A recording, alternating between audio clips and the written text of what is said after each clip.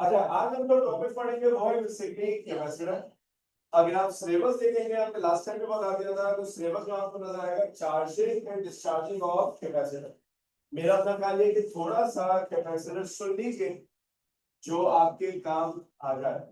Capacitor एक device है जिसका काम है इलेक्ट्रिकल एनर्जी को स्टोर करना in the form of electric field. कैसे बनता है? कैपेसिटर में दो प्लेट्स होती है, दोनों प्लेट्स आइडेंटिकल है, दोनों का एरिया क्या होता है? एक प्लेट को आप देते हैं पॉजिटिव चार्ज, दूसरी को आप देते हैं नेगेटिव चार्ज। किसी भी कैपेसिटर की दो प्लेट्स के दरमियान का पोटेंशियल डिफरेंस होता है V। हम कहते हैं कि अगर आप एक कैपेसिटर को किसी सेल से कनेक्ट कर दें तो ये पॉजिटिव क्या करेगा, यहां से इलेक्ट्रॉन बाहर निकालेगा। जैसे इलेक्ट्रॉन निकलेगा तभी तो ये पॉजिटिव बनेगा, और जब वो इलेक्ट्रॉन घूम के यहाँ पर आएगा वो इसमें डिपॉजिट होगा तो इसमें क्या आ जाएगा? नेगेटिव। कोई भी कैपेसिटर बैटरी से कब तक चार्ज लेता है? जब तक उसका वोल्टेज और बैटरी का वोल्टेज एक दूसरे के क्या ना हो जाए। कोई भी कैपेसिटर बैटरी से कब तक चार्ज लेगा? जब तक उसका वोल्टेज और बैटरी का वोल्टेज बराबर ना हो। ठीक, किसी भी कैपेसिटर के लिए आप कहते थे Q इक्वल CV, जहां पे C का मतलब होता है कैपेसिटेंस ऑफ अ कैपेसिटर, जो होता है कूलम पर वोल्ट, जिसको क्या लिखा जाता है? फैराड। अब इसको फैराड पढ़े फैराड पढ़े हमें फर्क नहीं पड़ता, ये कैपेसिटेंस है। इस कैपेसिटेंस का एक फॉर्मूला आपने और भी पढ़ा, A epsilon not upon D। ये फॉर्मूला उस वक्त इस्तेमाल होता है जब कैपेसिटर की दोनों प्लेट्स के दरमियान क्या होती है? Free space. अगर मैं कैपेसिटर की दोनों प्लेट्स के दरमियान कोई डाई इलेक्ट्रिक, जिसको दूसरा नाम होता है insulator of relative permittivity epsilon R insert कर दूं, तो जो कैपेसिटेंस है वो बन जाती है A epsilon naught epsilon R upon A, जिसमें इस सब का मतलब C है, तो C dash is C times epsilon are.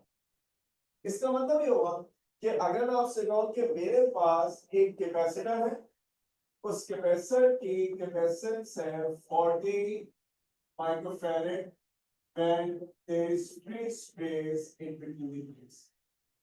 अगर मैं दोनों प्लेट्स के दरमियान एक मीडियम इंसर्ट कर दूं और रिलेटिव परमिटिविटी 3, तो बता सकते हैं इसकी नई कैपेसिटेंस 120।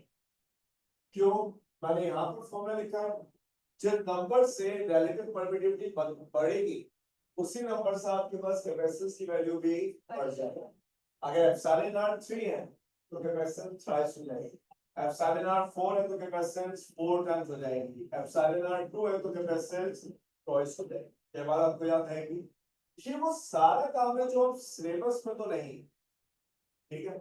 जिस क्लास में मैंने टॉपिक पहले पढ़ा दिया था हमने तो बड़ी तफसील से पढ़ा है, लेकिन मेरा ख्याल है कि अगर सिलेबस में नहीं है, लेकिन इतना आपको आपकी फिंगरटिप्स के ऊपर होना चाहिए। ये कैपेसिटेंस क्या है, यूनिट क्या होता है, कैसे निकाली जाती है, किन फैक्टर्स पे डिपेंड करती है। Capacitance of a capacitor depends upon area, directly proportional है, depends upon distance between the plate, inversely proportional है, and depends upon medium between plates. ठीक है, मीडियम बिटवीन द प्लेट्स के ऊपर डिपेंड करती है। ठीक, जो हमें असल टॉपिक पढ़ना है वो है basically charging and discharging of capacitor. यहाँ पे देखते रहिए, मैं लिखने का भरपूर मौका दूं।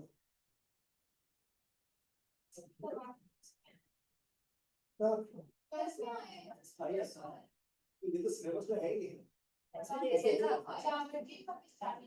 अरे फिर भी आप लोगों ने कर दिया। सुने, कभी कभार ऐसा भी होना चाहिए ना, बच्चे की याद भी तो चेक करें, फर्स्ट ईयर में पढ़ के आया ना। अभी मैं पेपर डिस्कस करूंगा तो पता चल जाएगा कितने सही हुए और कितने गलत। हाँ, पेपर है ना आपके पास? पहले सिर्फ टॉपिक फाइंड आउट करना चाहता था कि टॉपिक खत्म हो जाए तो फिर मैं डिस्कस करूं। याद है जब आप लफ्ज इस्तेमाल करते हैं ना, charging and discharging of capacitor, तो याद रखिएगा कैपेसिटर की चार्जिंग और discharging is a very quick process. यानी आज आप कैपेसिटर ने उसे किसी वोल्टेज सोर्स से टच करके डाले फुली चार्ज कैपेसिटर को न्यूट्रल बॉडी से टच करके डाले फुली डिस्चार्ज। ये चार्जिंग डिस्चार्जिंग इतना रैपिड होती है। अगर आप चाहते हैं कि आप इस चार्जिंग डिस्चार्जिंग को कंट्रोल कर, तो उसके लिए चार्जिंग और डिस्चार्जिंग के लिए एक तरीका निकाला गया जिसको नाम दिया गया RC, charging and discharging of a capacitor through resistor. अब ये जो आरसी है, इस आरसी को डिनोट किया जाता है टॉ से, और इस टॉ का नाम होता है क्या, टाइम कांस्टेंट। शायद मैंने कभी इसके यूनिट का जिक्र हुआ है, मैं आपसे कहूं ना आरसी का यूनिट निकलवाया था किसी क्लास में। देखें ये जो आर है ये रेजिस्टेंस है। ओम्स लॉ कहता है R equal V upon I, यानी वोल्ट अपॉन कैपेसिटेंस बराबर होती है Q अपॉन V, यानी कूलम अपॉन वोल्ट। और मुझे याद है कूलम का मतलब होता है ampere into second, ampere into second. किसी को फॉर्मूला याद ना आए तो Q बराबर होता है IT। तो I का मतलब एम्पियर, T का मतलब सेकंड। अगर मैं दोनों यूनिट यहां पुट कर दूं तो RC का यूनिट क्या बनेगा, volt upon ampere multiply by ampere second upon volt. Volt से वोल्ट कैंसिल, एम्पियर से एम्पियर। तो आरसी का निश्चित क्या रहेगा, तभी तो आरसी को आप क्या पढ़ते हैं, टाइम कांस्टेंट। अब जब आप एक कैपेसिटर को किसी रेजिस्टर की मदद से चार्ज करें, यानी एक कैपेसिटर है उसे रेजिस्टर की मदद से क्या करें, चार्ज। तो फॉर्मूला लिखा जाता है Q equal Q naught 1 minus e raise to minus t upon tau. अब इसका मतलब समझिए, ये इक्वेशन की खास शक्ल है जिसको नाम दिया जाता है एक्सपोनेंशियल इक्वेशन। क्योंकि अल्हम्दुलिल्लाह सारे बच्चे फर्स्ट ईयर सेकंड ईयर पढ़ के यहाँ बैठे, क्या कोई और फॉर्मूला याद आता है जिसमें ये एक्सपोनेंशियल इस्तेमाल हो, एक्टिविटी आपने फॉर्मूला पढ़ा था a is equals to a naught e raised to minus lambda t, तो याद आ रहा है। इसी तरह आप एक फॉर्मूला ये भी पढ़ते थे n equal n naught e raised to minus lambda t, तो याद आ रहा है। इंपॉर्टेंट बात ये कि ये भी एक्सपोनेंशियल है, ये भी क्या है, एक्सपोनेंशियल। एक्सपोनेंशियल इक्वेशन की जो कंस्ट्रक्शन होती है ना वो बड़ी स्टैंडर्ड है। लेफ्ट पर जो वैल्यू होती है that is the value at time t, activity at time t, number of nuclear at time t, charge at time t। ये जो वैल्यू लिखी हुई होती है this is the maximum value, maximum activity, maximum number of nuclear, maximum charge. जितनी भी exponential equation होगी ना, यानी अगर मैं आपके सामने एक ऐसा फॉर्मूला लिख दूं जिसके बारे में मेरा ख्याल ये है कि आपकी जिंदगी में कभी नहीं देखा, लेट्स से मैंने भी नहीं देखा, और मुझे कहा जाए उसको इंटरप्रेट कर m equal m naught e raise to minus lambda t, let's say कोई मुझसे पूछे व्हाट इज m नॉट, मैं आंखें बंद करके कह सकता हूं this is the maximum mass of mass present when time is 0, यानी what is that, what is that, and what is m, m is the mass present at time t। तमाम exponential equation में ना ये uniform सी construction है। तो अब ये क्या लिखा, Q नॉट उस चार्ज को कहते हैं जो कोई भी कैपेसिटर मैक्सिमम अचीव कर सकता हो। Q नॉट वो चार्ज है जो कोई भी कैपेसिटर मैक्सिमम क्या कर सकता हो, अचीव। और Q वो चार्ज है जो टाइम t पे प्रेजेंट होगा, Q वो चार्ज है जो टाइम t पे प्रेजेंट होगा। ठीक है, इसका मतलब ये है कि अगर मैं यहाँ पर टाइम 0 पुट कर, मैंने आपको सॉल्व करना नहीं सिखाया, जब मैं 0 पुट करूंगा तो इस Q की वैल्यू क्या चाहिए, 0। क्यों, ये चार्जिंग है, जब टाइम 0 है कैपेसिटर क्या है, न्यूट्रल, यानी उसमें चार्ज कितना होगा, 0। अब आप चाहे तो मैथमेटिक को चेक करें, t को 0 पुट करेंगे तो e की पावर 0 बन जाएगी, एनीथिंग पावर 0 इज 1, 1 माइनस 1 क्या बनेगा, 0, 0 इनटू q नॉट क्या बनेगा, 0। आप क्या अंडरस्टैंडिंग से मैच भी कर रहे हैं, ठीक है। मुझे असल में डिफाइन करना है टाइम कांस्टेंट टॉ को। अगर मैं टाइम को टॉ के बराबर पुट कर दूं तो वो बच्चे जो AKU से यहां तक पहुंचे या कराची बोर्ड का सिलेबस पढ़ के यहां तक पहुंचे उनको ये वैल्यू याद होगी। अगर कोई ए लेवल से आए तो उसको शायद याद ना हो। जब आप टी को रिप्लेस कर देंगे टॉ से तो ये आंसर आएगा Q इक्वल 0.632 क्यू नॉट, जिसके लिए आप लफ्ज इस्तेमाल करते हैं 63.2% of Q not. Time constant वो टाइम है जिसमें कोई भी कैपेसिटर 63.2% क्या हो जाता है, चार्ज। यानी आज अगर कोई कैपेसिटर मैक्सिमम 100 कूलम स्टोर कर सकता है तो टाइम कांस्टेंट वो टाइम है जितनी देर में वो कितना स्टोर कर दे, 63.2। अगर आज कोई कैपेसिटर 1000 कूलम स्टोर कर सकता है तो इसका मतलब ये होगा कि टाइम कांस्टेंट वो टाइम है जिसमें वो 632 कूलम क्या करने, स्टोर कर। कुछ आइडिया समझ में आ रहा है? टाइम कांस्टेंट उस टाइम को कहते हैं जिसमें कैपेसिटर 63.2% चार्ज हो जाए। ये जो सिनेरियो आपके सामने मैंने लिखा है दिस इज फॉर चार्जिंग। एक पॉसिबिलिटी और भी तो है कि आप कैपेसिटर को डिस्चार्ज कर रहे हो। अब अगर कैपेसिटर डिस्चार्ज होगा तो डिस्चार्ज होने का मतलब ये कि फॉर्मूला ये हो Q equal Q naught E raise to minus T upon tau. Definition एक ही है। चार्जिंग में टाइम कांस्टेंट उस टाइम को कहते हैं जिसमें कैपेसिटर 63.2% चार्ज हो जाए। डिस्चार्जिंग में क्या कहेंगे, वो टाइम जिसमें कैपेसिटर फुल कैपेसिटी से 63.2% डिस्चार्ज हो जाए। तो फिर है कितना चार्ज, 100 में से माइनस कर दो। अगर आप 63.2 माइनस कर देंगे तो आपके पास जो बचेगा वो बनेगा 36.8। वो कितना बनेगा, 36.8। ये जो फॉर्मूले में क्यू है ये क्या वो चार्ज है जो लूज हुआ या वो चार्ज है जो रह गया? मैंने ना शुरू में यही बात समझाने की कोशिश की कि इक्वल टू के लेफ्ट पे हमेशा वो होता है जो रह गया, जो प्रेजेंट है। तो अब अगर मैं कह रहा हूं कि डिस्चार्जिंग का मतलब है वो टाइम जिसमें कैपेसिटर 63.2% चार्ज लूज कर दे। तो जब मैं फॉर्मूला लिखूंगा तो मैं फॉर्मूला लिखूंगा when T equal to Q is equal to 36.8% of Q naught. क्या आपको समझ में आ रहा है ये क्यों लिख रहा हूं? क्योंकि 63.2 से लूज कर दिया तो रह कितना गया होगा, 36.8। अब अगर आप कैपेसिटर की एग्जांपल रिकॉल करें तो कैपेसिटर की एक एग्जांपल तो ये इलेक्ट्रिक फैन। इस फैन के अंदर एक कैपेसिटर लगा हुआ था। आप देखिए वो कितना जल्दी जल्दी चार्ज डिस्चार्ज हो रहा है कि फैन स्मूथली घूम रहा है। स्विच ऑफ कर देंगे, ऐसा नहीं कि कैपेसिटर जो है वो बहुत देर तक चार्ज प्रोवाइड करता रहे और फैन चलता रहे, नहीं। कैपेसिटर की सबसे ऑब्वियस एग्जांपल जो नजर क्या आ रही होती है वो आपने देखा होगा ट्यूबलाइट के अंदर। जो ट्यूबलाइट आपने से कितनों ने ट्यूबलाइट देखी, ठीक है? अच्छा ट्यूबलाइट का एक तो ये एलईडी है। अब घरों में जो ट्यूब्स होती है वो भी एलईडी लाइट होती है।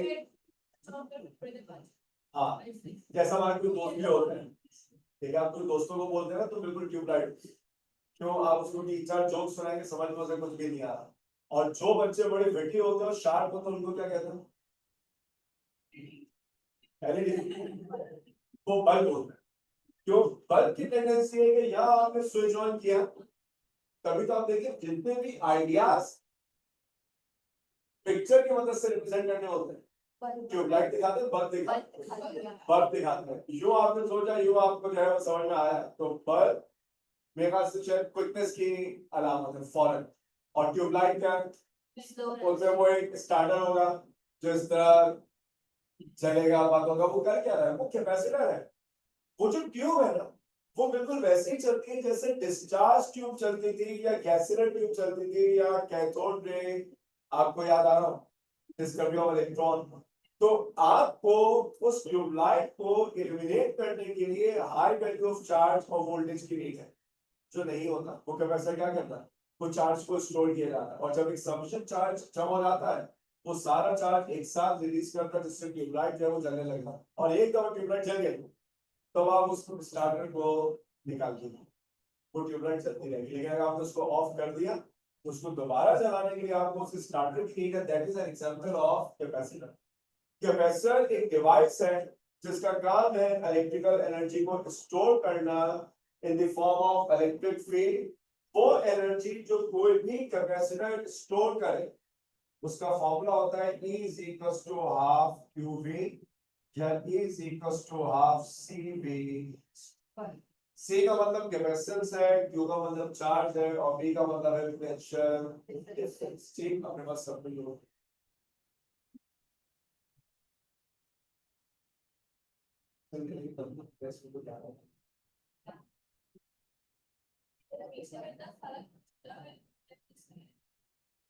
अगर किसी दिन आप ब्रेकफास्ट मिस कर दे हम अगले दिन ब्रेकफास्ट का वेट करते हैं लंच कर लेते हैं तो आप एक ऐसे एग्जांपल आ गए वरना मैं अभी इसको एबनॉर्मल बिहेवियर कहने वाला था अब आप ऑफेंसिव फील कर सकते हैं इसलिए नहीं कह रहा लेकिन आप बताइए इज इट नॉर्मल मेरा मानना ये है कि जो चीज स्किप होगी वो हो गई ना तो आगे वाला अब आप काम चलाइए तो पुराना लेक्चर मिस हुआ हुआ है तो आगे का काम फिर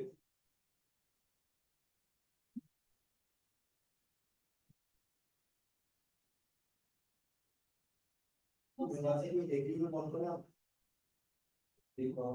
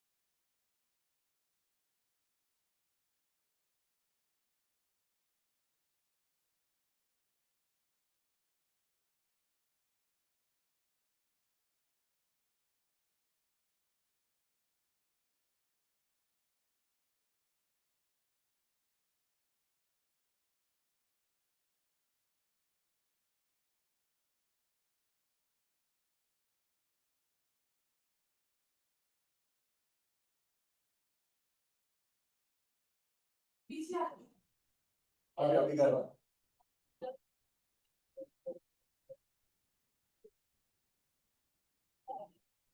अच्छा मुझे बताइए टेस्ट पेपर आप लोग के पास मौजूद है? कितनों के पास मौजूद है?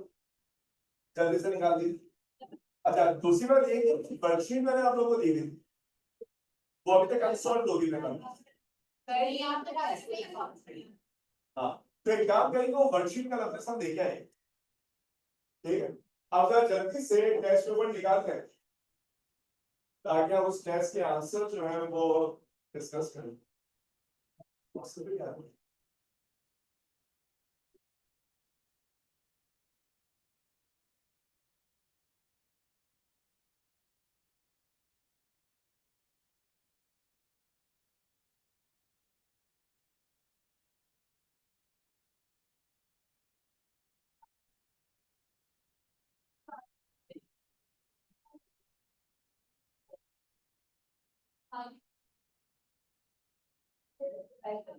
वो तो होगा।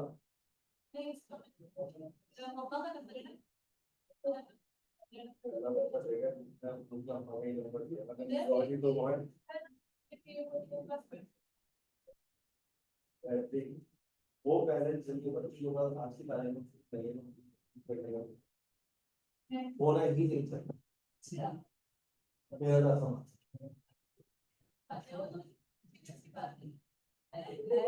अभी ज्यादा हो गया नहीं मैं बात में सही के बाद देना तो अभी सेकंड पास नहीं होना था सर डिवाइस लिंक से वो बोल के इग्नोर कर रहा है उसके बाद चले भाई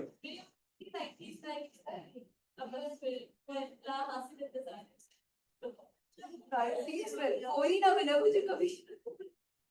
चलो भाई सुनिए what does Coulomb's law state force is directly proportional to product of charges and inversely proportional to square of distance. The unit of electric charge in SI is Coulomb. वैसे एक बात बताऊं अगर यहाँ पर ऑप्शन में एम्पीयर सेकंड लिखा होता ना तो वो मेरे ख्याल से ज्यादा वो बेस्ट चॉइस आंसर होता। क्यों? क्योंकि कूलम अगर आप देखें ना आपको SI में कहीं नजर नहीं आ रहा लेकिन एम्पीयर और सेकंड दोनों जो है वो कहाँ पे है SI। If distance between two charges double, the electrostatic force become 1/4. Coulomb constant K has an approximately equal to 9 into 10 power 9 यानी option B 8.99 into 10 power 9.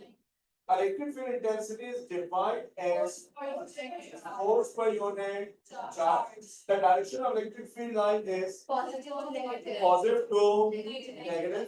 What is the electric field due to a point charge due at distance r? Area upon r square option A. The SI unit of electric field intensity is Newton per coulomb. दूसरा option क्या होता था? Volt पर metre. Newton पर coulomb और volt पर metre दोनों जो है वो सही आंसर होते हैं। The time constant tau for charging or discharging RC is RC option B। कितने लोग हैं सही?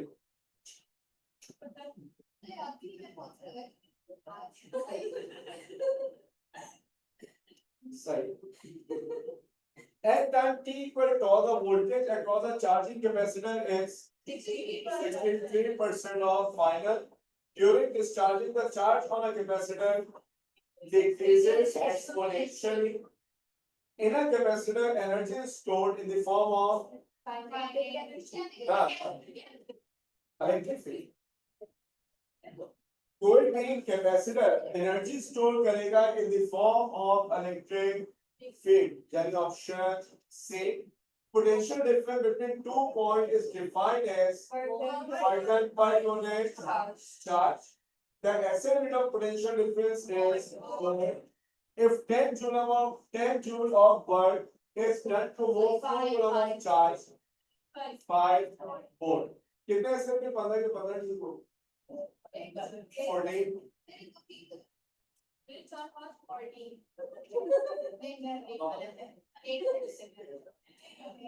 ठीक। अच्छा तो करना है कि कल जब आएगी ना पर इलेक्ट्रोस्टैटिक वाली वर्कशीट जो है वो साथ लेके आएंगे ताकि उसको आप जो है वो डिस्कस कर लें।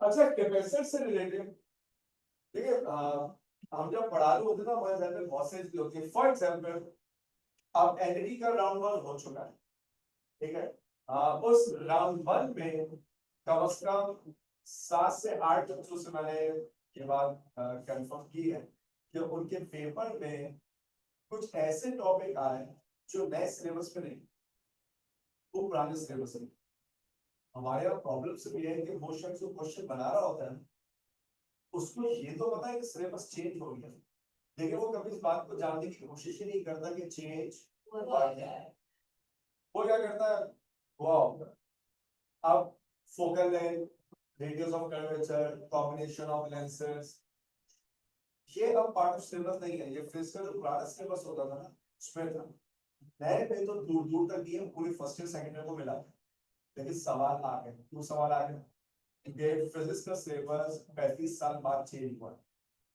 35 इयर्स ठीक है वो टीचर जो इस वक्त पढ़ा रहा है और बहुत एक्सपीरियंस ठीक है फॉर एग्जाम्पल जैसे मुझे यहाँ पढ़ाते हुए 25 साल हो मैंने 25 सालों में वही सिलेबस पढ़ाया जो पुराना सिलेबस था बेफिक्र डिस्प्ले मैं आज भी पेपर बनाता हूँ तो मेरे जहन में जो क्वेश्चन आ रहे होते हैं वो नेचुरली किससे रिलेटेड होते होंगे इसके बारे में क्योंकि वो किताब आपने इतनी देखी भी लेकिन क्योंकि हमें इस बात का एहसास है कि सिलेबस चेंज हो गया तो जब हम क्वेश्चन बनाते हैं तो हम एकदम उसको रिविजिट जरूर करते हैं कि कहीं कोई पुराने सिलेबस का टेस्ट तो नहीं है इसके लेकिन जो दूसरे शब्द होते इसको देखने हैं कि इसी तरीके से मैंने आपको कैपेसिटर में से टॉपिक पढ़ाना है वो चार्जिंग और डिस्चार्जिंग है मैंने फिर भी बाकी कैपेसिटर भी आपको ओवरव्यू करा दिया क्यों वो शख्स जिसको ये पता है चार्जिंग डिस्चार्जिंग का क्वेश्चन देना है कैपेसिटर लेकिन जब वो बैठा चैट जीपीटी से क्वेश्चन आया वो क्वेश्चन आ गया कॉम्बिनेशन ऑफ कैपेसिटर तो दे दे इसलिए जो एक आखिरी टॉपिक आपको पढ़ाऊंगा वो है कॉम्बिनेशन ऑफ कैपेसिटर पूरा नहीं पढ़ना लेकिन इतना पढ़ ले कि अगर सवाल आ जाए तो बिल्कुल ब्लैंक ना और ऐसी एग्जाम्पल हमारे पास मौजूद है कि टॉपिक पार्ट ऑफ सिलेबस नहीं है लेकिन पेपर में आया तो बेहतर ये होता है कि जब आपके पास टाइम भी अब आपको तो जल्दी तो नहीं है ना जो चल रहा है जुलाई है अगस्त है सितंबर है डेट कब की आएगी आपकी ठीक है तो इसका था अभी आपके पास टाइम है आप कर सकते अगर आप बात करेंगे कैपेसिटर्स की तो आपने दो तरह के कॉम्बिनेशंस पढ़े सीरीज पैरेलल समझाने में कोई बजाय नहीं करेंगे बस सबके डायरेक्ट रिजल्ट देखेंगे series में equivalent is given by 1 upon C1, 1 upon C2, 1 upon C3.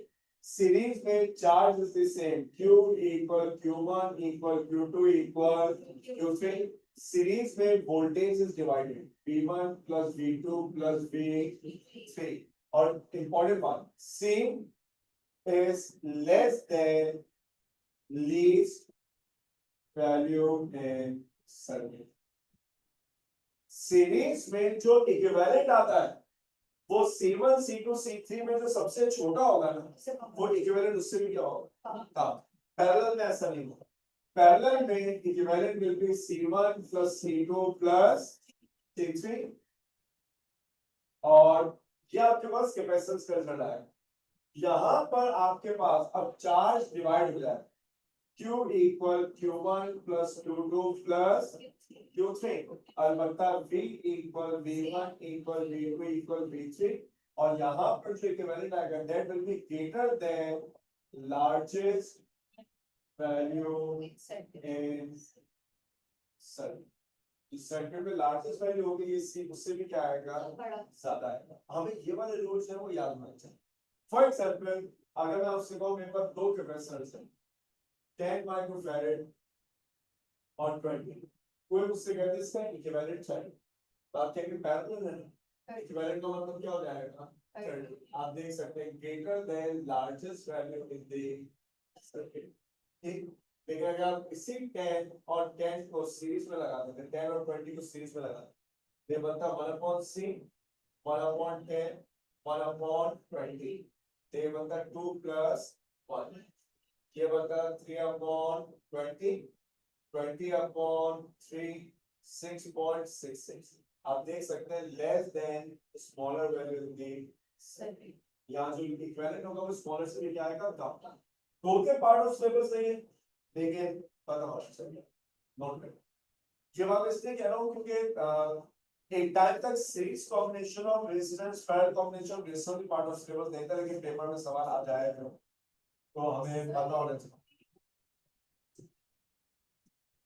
Physical parallel में वोल्टेज सिंगल चार्ज डिवाइडेड, जो चीज डिवाइड होगी उसको हमने ऐड किया।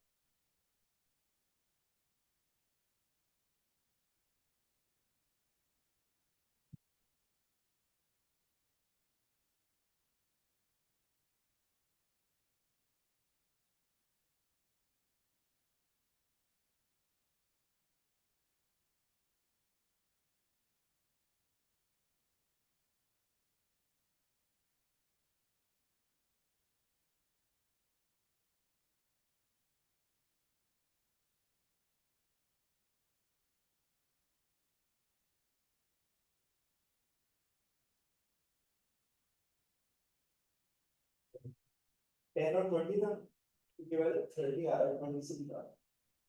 और 10 और 20 का इक्विवेलेंट 6.6 आ रहा है, 10 से भी कम। यानी सवाल ऐसे आ सकता है कि मैं आपसे कहूं मेरे पास तीन कैपेसिटर है जिनकी कैपेसिटेंस है x is greater than y is greater than z। तो अगर मैं इन तीनों को सीरीज में लगा तो सीरीज में जो आंसर होता है वो लेस देन लीस्ट होता है, तो इसका मतलब जो सी होगा वो लेस देन z, जो सबसे छोटा है उससे भी कम होगा। कम।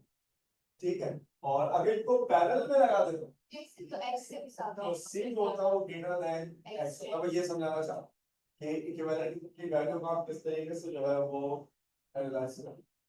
ठीक, तो ये तो रखेंगे। अब कल जब हमारी क्लास होगी वो वर्कशीट लेके आइएगा, ठीक, ताकि हम उस वर्कशीट को जो है वो डिस्कस करें।